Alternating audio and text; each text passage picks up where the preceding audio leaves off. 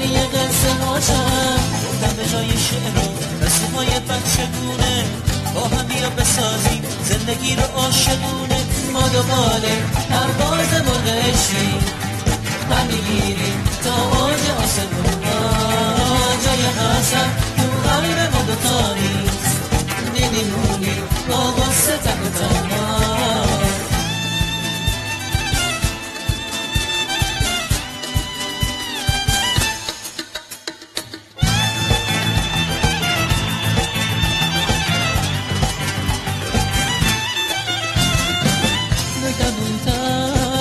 وقتی که دل به هم میبازن عاشقونه با هم میسازن آشیونه. بیا ما هم مثل کبوترها بسازیم زندگی رو ساده و پاک و بی‌بهونه.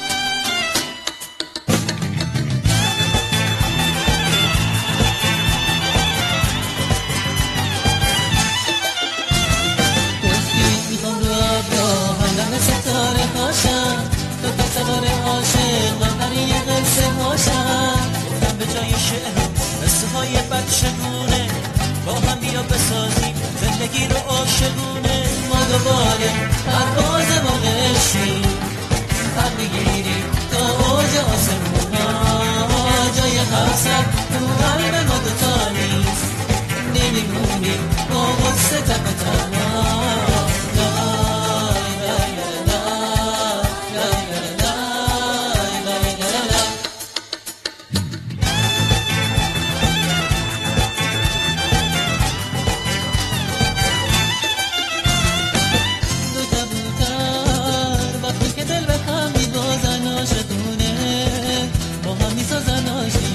بیا ما هم مثل کبوترها بسازیم زندگی رو ساده و پاک و بی‌بهونه.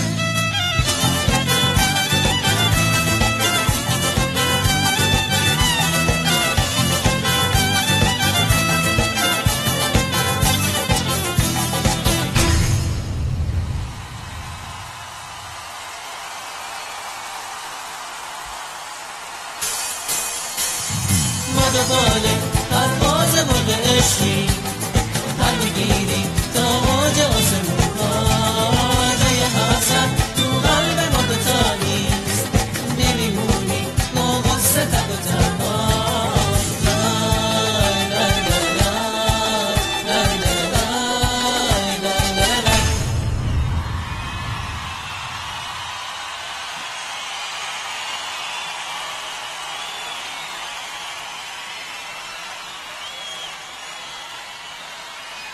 خیلی ممنونم دوستان، واقعا سپاسگزاریم از این همه محبت شما.